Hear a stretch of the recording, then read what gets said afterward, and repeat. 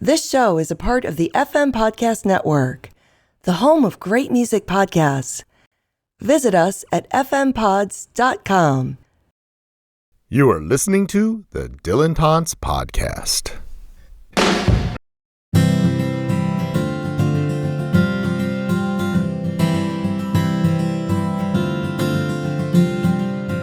Welcome to another edition of What Is It About Bob Dylan? I am with Elizabeth Cantalamessa. She is a PhD candidate at the University of Miami. She earned her BA and MA in philosophy at the University of Wyoming, and her research interests include the intersection of social philosophy, the philosophy of language, aesthetics, metaphysics, and metaphilosophy. Just some light pursuits. Her dissertation introduces a model of humor as a tool for manipulating social norms. She's an emerging scholar with the Mark Twain Circle of America and was a Quarry Farm Fellow. That's easy for me to say.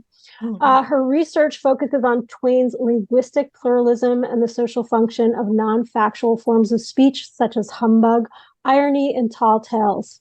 She has a Substack called Secondhand Thoughts, where she, and I quote, publishes meandering essays about random stuff. I love that, and I just subscribed, and it's delightful, so I recommend it to everyone listening. She's been a guest on the Philosopher's Nest podcast, and she gave a brilliant presentation entitled Art is a Disagreement, Authorship and Responsibility in the Philosophy of Modern Song at the World of Bob Dylan Conference in Tulsa this past May. We are both currently in Houston, but we found it easier to meet via Zoom rather than in person because it is unbearable to leave the house in temperatures above 100 degrees. And anywhere in Houston is about an hour from any other place in Houston because of the traffic. So welcome, Elizabeth. Thank you so much for having me. I'm honored and delighted to be here. I am so glad to talk with you and to finally meet you. We were in Tulsa together, but we didn't get a chance to meet. So it's nice to finally meet you, and hopefully we'll get to hook up sometime in Houston. Absolutely. So let's jump right in. What is it about Bob Dylan? I wish I knew. No, but I think for me, the answer actually comes down to what we're doing right now, which is the community that has sort of grown around Dylan and Dylan's work, in particular, the sort of intellectual and academic and the fan communities that are interested in his work. So for me, that has been the most rewarding aspect, is getting to know all these other people who have the same taste as me, the same interests, who love Dylan as much as I do, as well as how his work introduces me to variety of other things, historical references, the intertextuality, questions about, authorship and originality, things that I then go on to explore in my academic research. But I wish I knew at the same time it's that very question, I think, that I enjoy the most, that enables me to have these connections and relationships with people. I've created these friendships, people I see every year on tour and the like. So it's not so much maybe Bob Dylan for me, but the people that love Bob Dylan as well. And do you find thank you. That's a fantastic answer. Do you think that community, we noticed Laura Tenshard and I made a comment. We had a conversation in Tulsa, which I wish you were a part of, that there's so much positivity in that community. Do you find that? And does that encourage you to travel on with him? Oh, absolutely. Absolutely. And everyone's sort of self-aware too. Like, my family they're not into Dylan. So they've learned to accept my fanaticism, I think, more, and not embrace it so much, but they accept it at least. They don't question it as much as they used to. Whereas when I'm around other, Bobcats and the like, or when I was at the conference, I just felt, accepted in this way, where we didn't have to justify and defend why we were doing this. It's everybody already sort of not takes it for granted so much, but we're already all invested and committed to his work and what he does being valuable. And so it's just nice to be able to talk to other people who have the same background and the same interest in his work, and use it to explore these further questions. I agree with you that there are people that, when you're out in the world, shall I say, people who are not fanatics, they, have that questioning look of what is it about, like, Bob Dylan that guy from the 60s or the guy from the Pepsi commercial or whatever it is that they have an idea of Bob Dylan being, they just see it very superficially in how he's represented in pop culture, which is an important part of the conversation, but it's just one little bit of the conversation. Mm-hmm. And I think in many ways it can kind of stifle the conversation. Like I've joked before that one of the worst questions I can get from someone is like, "What's your favorite album?" And it's like, oh God, don't ask me that. It's like I can tell you my maybe favorite recent performance of one particular song, but right. that in and of itself demonstrates to me that you're maybe an outsider. Insiders, we don't typically ask each other like, "What's your favorite album?" Because right. it's just already such a contentious question and already has so much presuppositions that, so I've actually tried to explore that, how certain questions, answers to certain questions maybe constitute you as a member of the community or a community, an aesthetic community. So there's a language. I mean, you study language and linguistics, and so there's a language that we speak among, the Dylan obsessed that is not shared outside of this community. Absolutely, yeah. All right. So what started your interest in Bob Dylan? What's your origin story? Right. Yeah. It was nice reflecting on this question when you sent it to me. My family is not into him. My parents weren't into him, so it's not as if I grew up hearing him or his albums.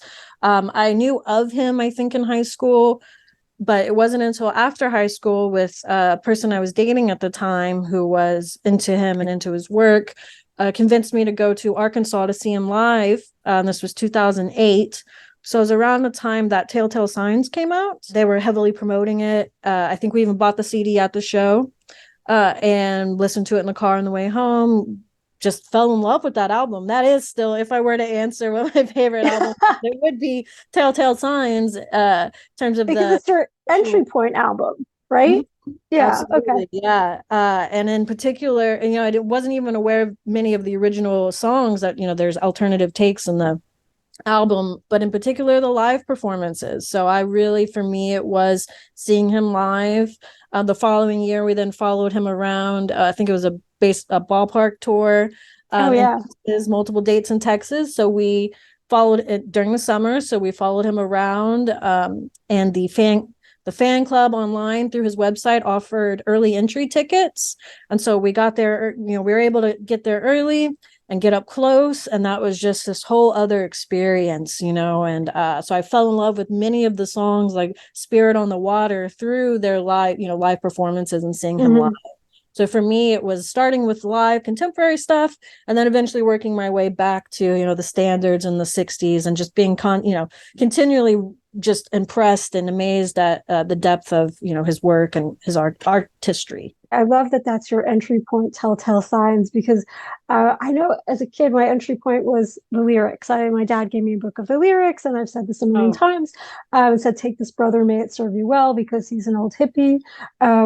But the first new album I remember listening to was Blood on the Tracks, and I think that there's this beautiful advantage that younger Dylan fans have. Obviously, the first Dylan fans have the chronology. They're going through, they're experiencing the albums as they're created, so they're going through the creative process with Dylan. But younger fans, they can enter at any point, and this, many of us have said this. So you can go forwards and backwards, or you can just kind of, it's like a buffet, and it's like the most wonderful buffet you could be at. I love that. So Absolutely. And you have since I'm jumping around because this is a normal aspect of conversation, but you do say on your website that you're a nomadic nerd, which is an aspirational goal for many of us, myself included, and that you follow Dylan on tours, you said. So how many times have you seen Dylan, and what tours have you seen? What's your favorite show or even performance within a show? Yes. So I want to say I've seen a lot. Too many times and not enough at the same time. And I don't have an exact count, but it's less than 100, more than 50. So somewhere in the 80s, I think. More since the Rough and Rowdy Ways tour than before. So yeah, I cribbed the nomadic nerd expression from a description of Friedrich Nietzsche, one of my favorite philosophers, by my other favorite philosopher, Richard Rorty. And I said, that's me. I love traveling. When the pandemic hit, I put most of my belongings in storage and sort of lived various places with friends or in hotels in some cases, living out of my car more or less, staying in, physical places, but everything I had was whatever could fit in my car, including my cat at the time. And I've always just really been attracted to the life on the road that you have when you follow him around, where, your biggest concern is like getting to the next show, right? It's just been a very meaningful part of my life in a way that I think I've lived. I've called it sort of the good life is the good lives, where you get to live this other life. You'll become this other person when I'm on tour that I don't get to, be when I'm working and at home, again, with people who often don't understand obsession and all that sort of thing. So, and seeing people that I've seen, throughout the years on tour and the like. So that's, for me, been just the most probably rewarding aspect of the fanhood. As for my favorite show, I feel like my answers are really idiosyncratic. And I maybe have a favorite show that's like the last tour leg that I've seen. After a certain point of seeing so many, they do start to blend together as well. But this last summer, I really enjoyed Lucca, Italy. That's the show I wanted to go to, but my housing fell through. Oh, no. Yeah. There were a couple of spots that were really difficult to find places for. And that was outdoor theater. There was a statue in the middle of the space. It just really, I think, contributed to the atmosphere of the show. And then idiosyncratically for me, I got to stand in the back. I couldn't find my seat because they take your phone away. So you get this little sticker or this little piece of paper that has I couldn't find mine. So I ended up standing in the back with other people. We were standing and dancing. And I thought the show itself, of course, the performances were really strong. So it was this combination of the space, people I was with, and the show itself that is, for me, my favorite one of the tour. Yeah. Well, you do. I mean, you said that you become a different person. And, that's sort of like Second Life. It's very Bakhtinian, isn't it? It's almost like it's carnivalesque. Oh, yes. Can you share that experience? Because, I mean, I've seen Dylan shows, but I have never, it's aspirational to follow him around, which I will have to do probably in the next few years if I'm going to. But can you share with us, like, how is it like a carnivalesque experience that you're living like a second life? Yes, absolutely carnivalesque. I've used the same term. Also freak show. I guess it's a freak show.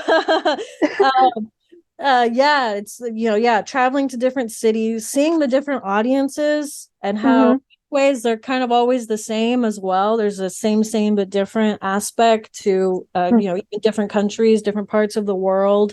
You still see sort of the same sort of figures and roles people occupy. Yeah, the biggest, I guess, the number one way to describe it is that your biggest concern is just getting to the next show. It's standing outside the show, milling about with people. For me, I also like dressing up, and I also like teasing, I guess, other people that maybe aren't as well versed in the show. So now, he starts, on time. It's like 8 p.m. on the dot, and so people will be coming in late, and I dubbed myself a clown, and so I'll kind of sort of tease them sometimes. Like, oh, this is Mother of Muses. Do you know this one? It's clear sometimes that people just don't even know what they're in for. I found that at shows too. They're mad that he doesn't play what they want him to play, and even if he did, it wouldn't be how they wanted to hear it. It's not like it is on the album that they want to hear. He's not just performing that, and they don't understand what seeing a Dylan live performance is. Yeah, so that's a lot of fun. And I also like to refer to the front row seats that are very expensive. And I think many years, I'm not sure now because I don't, or at least in the US, like you can't see him very well from up front either because there's like things in the way in the piano. So I call it smash and grab, where it's just he's getting money from the suckers. Don't have any better. But yeah, there's this way in which sort of everyday life is suspended and it's kind of in the background, and you're doing these things. You wake up late sometimes, you just go to the show. That's your number one thing. After the show, everybody hangs out and maybe discusses it, or maybe just does other things. It depends, but yeah, just sort of this other way of living, that in a community, and living with the community, the other freaks, the other weirdos, who are doing this sort of thing as well, that I take to be this, again, like a very carnivalesque atmosphere and experience, as close as maybe it can get nowadays. That's awesome.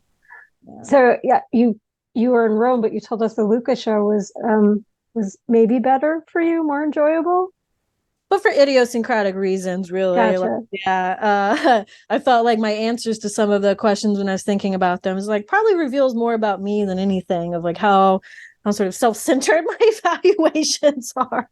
But the Rome show was, it was fantastic. I ended up getting a seat the day of, because I wasn't totally sure I was going to go. And it was like stage right up on the balcony, but it ended up being almost parallel to his piano, if not a little bit behind, and closer than the front row was. So I was a little taken aback. I don't like being too close because I'm always worried. One, I'm kind of just intimidated and anxious about it. But two, I was worried of cheering or clapping too much or making too much noise and distracting the band, or being, in some way being disrespectful. I'm always anxious about that, again, as the clown sort of person. But the audience was really receptive, which always, improves the show. The performances were wonderful. The performance of Only a River just brought me to tears. It was just beautiful, heart-wrenching. And then the follow-up of Truckin', totally unexpected. When it started, this is a new arrangement of, I think it's Mother of Muses is the next song, and I was like, oh my god. And then as he starts the lyrics, I'm like, oh wow. So that's just always so fun. And I got to hang with Laura beforehand, which was a lot of fun too. Yeah, she's wonderful. I love that moment when they're tuning, or like even if you know what the set list is and they're tuning, you're like, oh, this is like, it's just good. There's something special about that moment of anticipation while they're getting ready to play the next song. And I can't imagine what you're like, well, this is an interesting arrangement, but it's not the song you're expecting.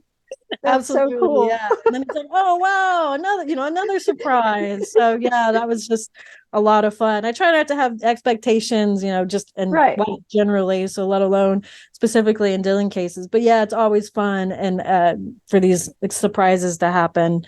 And turning to Tony and what's gonna happen, and seeing everybody, especially with Only a River there. I really like the Bob Weir recording as well, performance.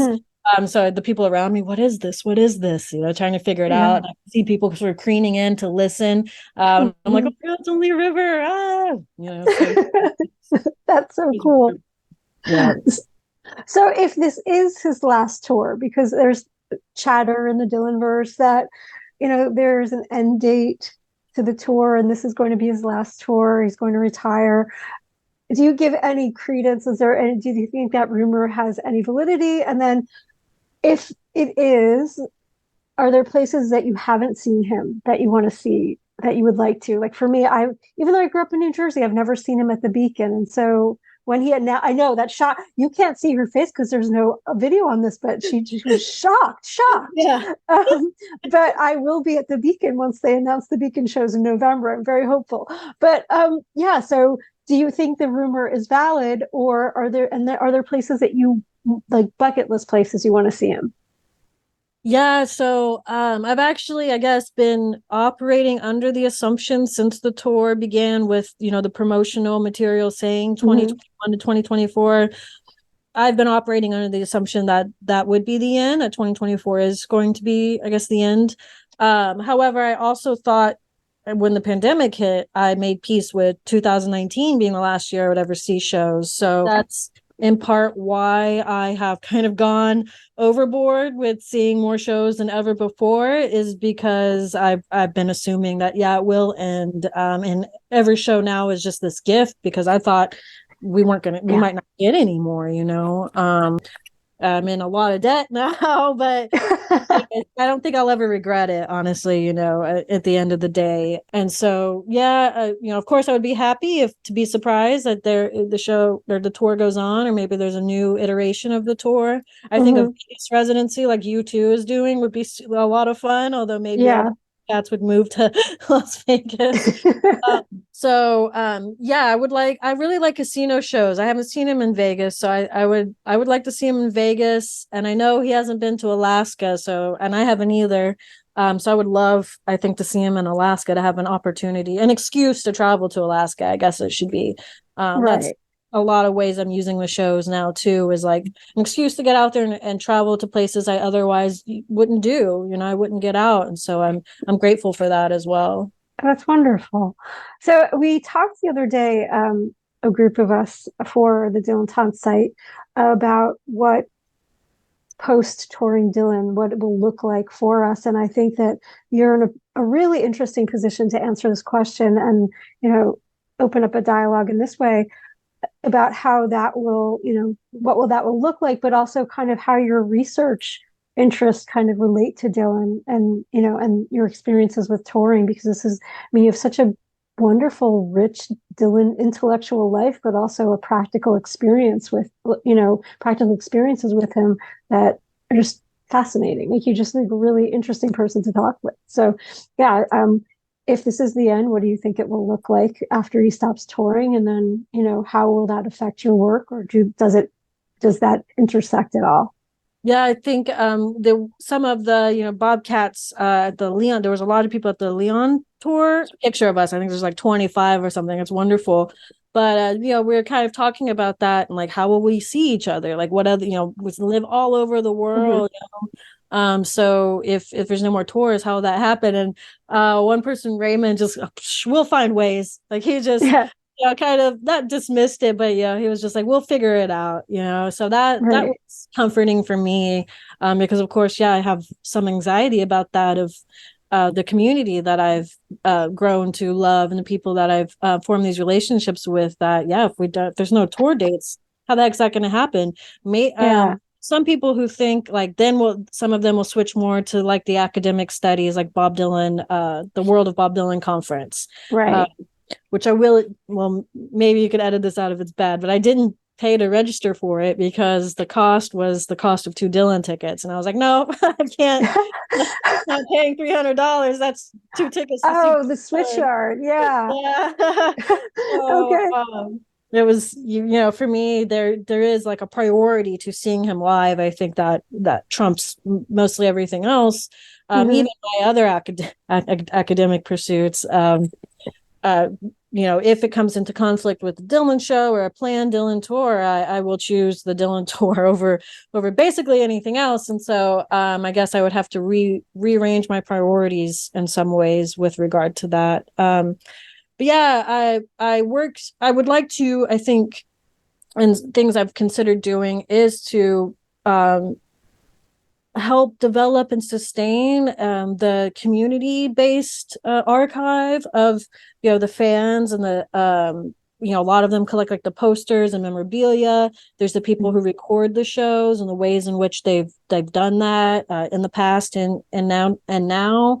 And I love the Bob Dylan Center, but I felt that it was kind of missing that, given how important the community and the folk sort of community that's grown around him is in sustaining his artistic value and pop culture status, I guess, in some ways. I felt that it was lacking, and there should be maybe representation and more of an archive, or at least a space for the community's point of view of what we've kept or preserved, and why people do it. So I think maybe one way to bridge those two dimensions of me, or two forms of my life, between the practical and I really like that, the practical and the academic, the theoretical, would be to try to develop some way that we can collect an archive from the community's perspective, taking testimony from people like Sue and Al. I don't know if you know them. They call it, they put in a lot of the set lists. So they're sort of pillars in the tour community. So Sue is Canadian, right? Yes. Okay. Yes. So she's one who thinks like, no, you shouldn't be talking about him, you should be following him, and then once he's done touring, then we'll start talking about him, and then we'll So I think soliciting testimony and points of view from them, as well as sort of the literal material and archival pieces, and developing, sustaining the fan-based or community-centered archive. That would be something, or that is something I think is valuable. And I think when the tour ends, I could dedicate a lot of my time to doing that. So when the tour ends, you'll start talking to people about Dylan, as Sue says. Yeah. That's more than wonderful. Now. I wonder too, because you are interested in language and how people use language, and if you had an oral history from those folks per se, that you could then kind of figure out, or isolate what the language is within the Dylan community, and how that sustains, that what you're saying, the folk community of Dylan and his pop culture status and whatnot. That would be a fascinating project. Absolutely. Yeah. And you could think of the rituals and the traditions. Right. That I think help constitute the community as a genuine thing. And in addition to the language, in terms like bobcats, Mm-hmm. the origin of a lot of these terms, and what we take for granted is agreed upon by everyone. So using it as a genuine, social phenomenon that we can learn about deep things of language and social norms and so on. Yeah. Oh, I love that. I'm championing. I'm rooting for that. Oh, good. Yeah, good. You can help me then. Actually, Rebecca Slayman is interested in fan culture, and she would be a great person. I would love to too, but I'm just saying that's something that's heavily, her interest is heavily associated with that. That's Absolutely. Fantastic. So you work with humor and Twain's language and humor. And so how does that intersect? Because we know Dylan is funny. I don't know if you saw Harry Hewitt's presentation in Tulsa. He did a presentation on Dylan and humor. But will you explain how Dylan is funny? And I put how in cat, how is he funny to people listening? Yeah, I guess you edit this out. They're part of the conversation. I was the main panel I wanted to see was the one on humor, but I was recovering from the night before still, so I was unable to make it. Do we need to edit that out? Okay. It's authentic. Yeah, so I was unfortunately still recovering, so I was not able to make it to the 1 p.m. session on humor. So I was very disappointed in myself for that, because I was really excited to hear about that, because I was just totally on board with, I think one of the papers was even called Dylan is Humorous, and I'm like, yes, just totally agree with that. I know there are bootlegs. I'm sure we could get you one. Oh, of course, right? Yeah. Yes, that's great. I would love that. In fact, I should just follow up on emails, but I'm terrible about all that, right? Dylan is humorous. One of the ways in which you could see Dylan as using humor as a tool, in the way that I think of it, a tool for manipulating, dismissing, challenging social norms, is his answers to questions by interviews and in press conferences, like in the 60s, when the interviewer will ask him something that he found to be ridiculous, that he would just answer, in a humorous way. And so instead of, not answering it or attempting to answer it maybe inauthentically, he used humor to challenge it and to dismiss it. And I think that still carries on to today, contemporary times and contemporary work, and resisting the norms and the conventions that are sort of put upon him in virtue of him being a public figure. So I think also with his autobiographical works, which I'm probably the most interested in, but also in relation to Mark Twain, I think it's both of theirs penchant for tall tales, or what's called tall tales. So sort of exaggerating the truth, eliding the truth, however it would be, that I think is best represented in most recently his Rolling Thunder Review documentary, a Bob Dylan story with Martin Scorsese. Yeah, I could just talk all day about that. I'm very fascinated by that work, and how it was presented, and how it's sort of something that I think might be aimed toward this community, the people in the know. Right. You don't know enough about his background. You start watching it, you won't think any differently. But if you know enough, you'll be like, wait a minute, that's not what happened. He reported it. Like, what? When did you know it was a put on? Because I mean, like, yeah, about 30 minutes in, I just started laughing. I was like, this isn't true. Like, what is going on here? I was watching it with my mom at the time, who, yeah, she doesn't know anything. So it was at the same time that I was like, wait a minute, I understood, like, she would just keep watching it and not think twice, because she didn't know enough. And so I was just immediately like, what is he doing? What is going on here? And I found it very funny. But of course, like, you see the mainstream, the critical reception of it. Many people were annoyed, or they felt like they were duped. And so this interesting question between humor and lying, or question I think is interesting, at least. Yeah. And it's interesting because when I started to question it, when they broke up the word review to like a review, and I was like, is this like, and we're viewing it in a different way? It's just that it's apocryphal. He's just telling us a different tale. And then the stuff about Nixon and the bicentennial, and I was like, Nixon wasn't president during the bicentennial. And so I was that deep in my question. But yeah, probably 20 or 30 minutes in, I was like, oh, this is a complete farce. This is fantastic. And I think people don't question. They feel more offended that they fell for it than they do questioning why he's doing it. Why he's presenting that. And that to me is fascinating too. Absolutely. I hope you work on that. Yeah, like the joke's on them sort of thing. Right. Yeah. It reminds me of the Playboy of the Western World riots, the Sing riots in 1907, where when the people realized that he was making fun of them, they rioted.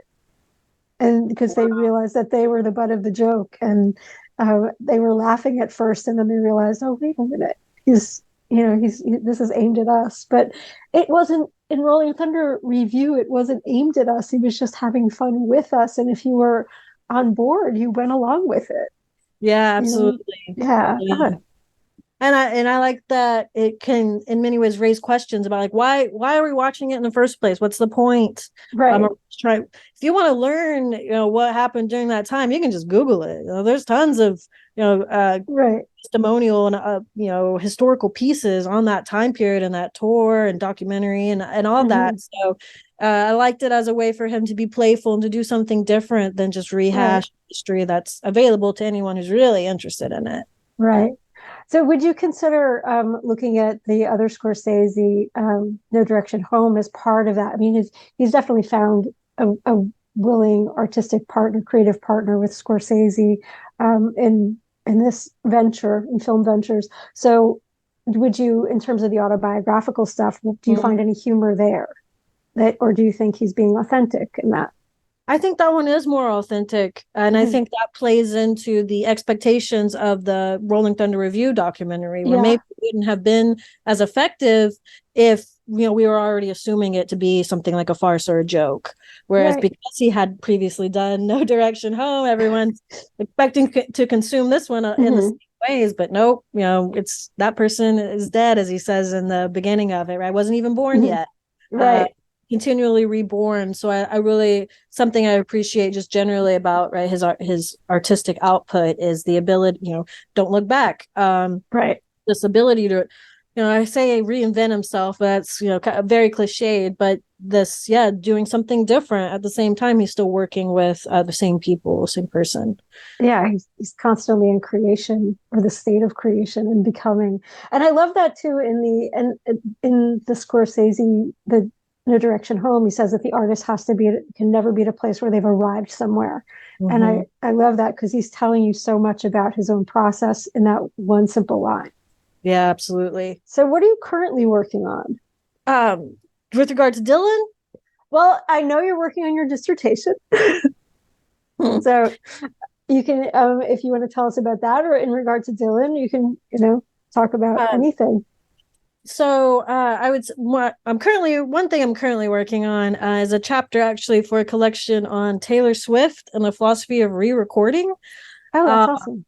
Where, again, given my emphasis on language, I'm interested in how proper name, when you become a public figure, how your proper name and your name and your likeness no longer strictly belong to you. You don't have special control or authority over your likeness and your name anymore. It becomes what I'm calling this zombie version of yourself, where in Taylor Swift's case, her own works were sold and bought with, against her will or without her consent. And so she's re-recording her own works in order to create new zombie versions that will economically compete with her original recordings.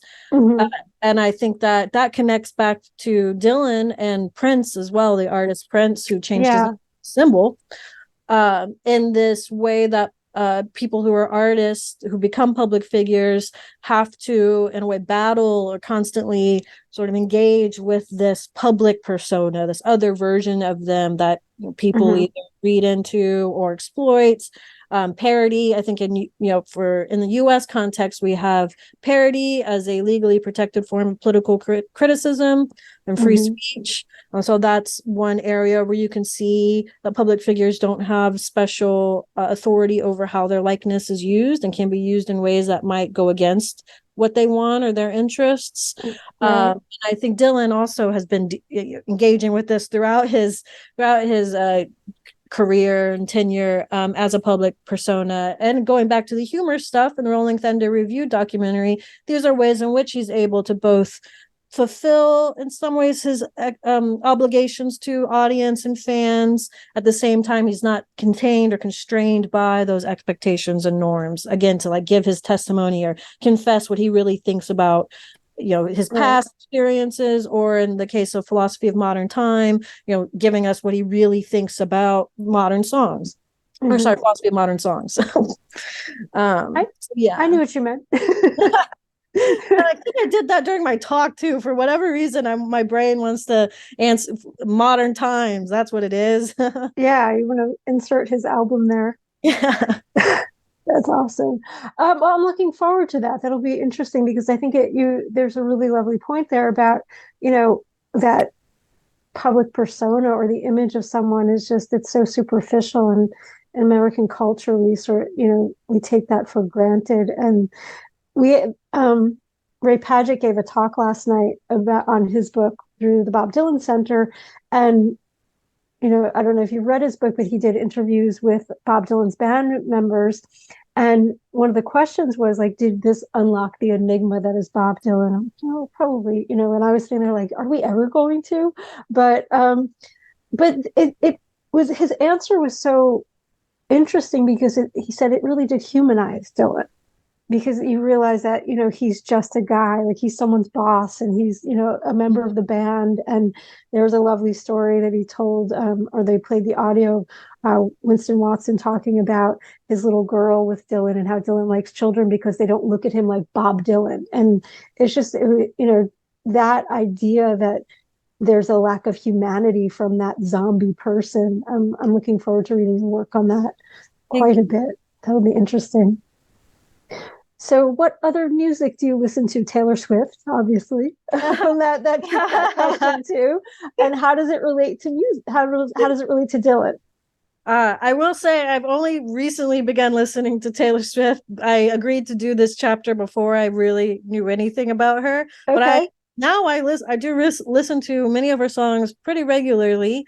And Spotify informed me I was in like the top 13% of Taylor Swift listeners, which I was kind of mortified. I didn't listen to her that much. But I'll tell you, my friend who is a huge Dylan fan, her daughter loves Taylor Swift, and she recommended that I listen to Taylor Swift. And then when you have a 6-year-old niece, I think it's just a prerequisite. You have to listen to Taylor Swift. But I'm not in the top 13%. That's enviable. So what else do you listen to?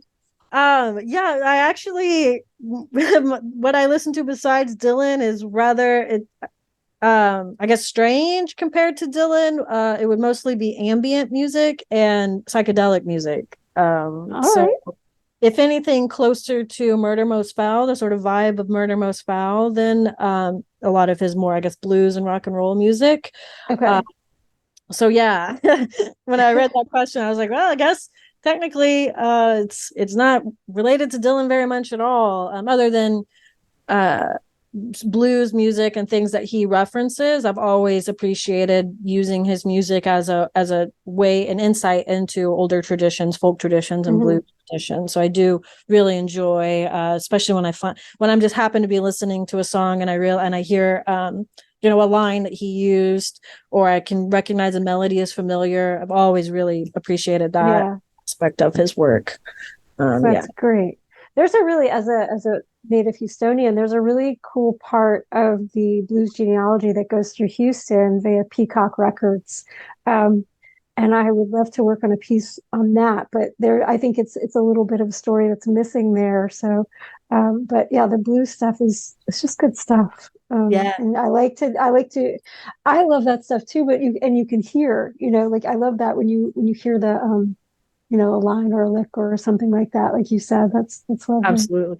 Yeah. Recently somebody said something about, if they hear I'm from Houston, say, oh, if you ever go to Houston, and somebody said they didn't like that song, and I was like, well, I love that song. I was like, well, maybe it's because maybe I'm I'm a biased listener in that sense, because I'm from Houston, but also that comes from a Lead Belly song. I always appreciated that. That connection as well. And well, I do love Jersey Girl, but not the Bruce version. So what is your favorite Dylan memory? I mean, it's going to be hard to pick because you've seen him so many times, but good grief. Yes. And I kind of am biased towards more recent stuff, just because if anything fresher in my memory. But last summer I followed him through many of the California shows. And at the I had originally only planned to see like a handful of shows, but unfortunately / fortunately, my car was broken into in the Oakland show right outside the theater too. Fortunately, I didn't lose my laptop and my research or anything like that. All in all, it could have been much worse, of course. But I ended up leaving my car at a airport parking lot and jumping in a van with an actual veritable deadhead and following him around for many more shows than I had planned to, and experiencing what I think was probably the closest to sort of the deadhead experience. My biggest regret is not being born early enough to be a deadhead. Right. But born in time to be, a bobcat. And so that was just seeing him multiple times at the LA shows and the Oakland shows. And that was when he played Friend of the Devil, which was, unexpected and just a lot of fun. Sort of abandoning my car and abandoning again this sort of normal way of living and embracing this other life was just, really meaningful to me. So definitely the last, and a lot of the shows are really a lot of fun too, as well. I think they're a little maybe rougher, possibly lots of different reasons why, but the European shows in a lot of ways were kind of more polished. That's interesting. So I think the California shows were just a little more rougher, a little sort of more spontaneous, back to how I remember when I would follow him at GA, when he had GA shows, and it would be a little more rough and rowdy, so to speak. Right. So that whole experience to me was just really meaningful, and some really great shows as well. I have a friend who was a deadhead. He passed away in 2008, but he followed Dylan around a lot as well. And some of his stories from the road are fantastic. I wish I had an oral history of that stuff, but he had a collection of Bob bootlegs that he shared with me, and he just hard drive upon hard drive of bootlegs that were impressive. And so that whole community of deadheads was just loving and wonderful, and definitely just, it's sad that if the dead, if they've stopped touring, then it's sad for real this time. But you know what I mean? Like, it's just like, it's just such a lovely community that it's sad it's gone. And I don't know that there are other bands that will have that same, fandom or encourage that. Exactly. It's a way of life in many, so I could not agree more. And I sort of soundbite I've always used is all my best friends are deadheads. Somehow I just always seem to click, and then it'll come out, I'm clicking with somebody either on tour or sometimes just people I've met randomly, and then it turns out they're deadhead. And it's like, yep, of course. Right. It's just almost like a personality type that, and a community, of course. I wonder too, and we can edit this out or not, but because I don't think that it's relevant to our conversation, but when Jerry died, Carrie was really affected by it. And I didn't know him then, but he was written up in the Houston Chronicle that he walked out of his job at the Alley and wasn't heard from for a little while. And I wonder if he was not only mourning Jerry, which was a significant loss, but also what you were saying about the community of folks who tour with Dylan and how will you see each other afterwards. And there's that loss as well, that, those people are grieving with you, but you're also grieving the loss of being able to have that nomadic existence with them once that ends. Yeah. Yeah. Grieving a version of you that is manifested when you're engaged in that or doing that. Right. Yeah, I became good friends with someone, Deadhead and Dylan, Bobcat, this last European tour, and she was over, I guess, stage left, and I said something like, "Oh, that's a pretty good scene." She's like, "Yeah, that's Jerry's side." Yeah, I thought that was really sweet. Still orients her concert experience, I think, in many ways around right. that. So, yeah, that is genuinely my biggest regret, is that I wasn't able to do that, because I know I would have been right alongside all those other Deadhead people. And I do think Jerry's playing is very sort of proto-ambient in many ways. So I enjoy listening to recordings and performances, because it strikes my sort of interest in that more meandering ambient type music. That's wonderful. Yeah, I saw them once and Dylan opened for them.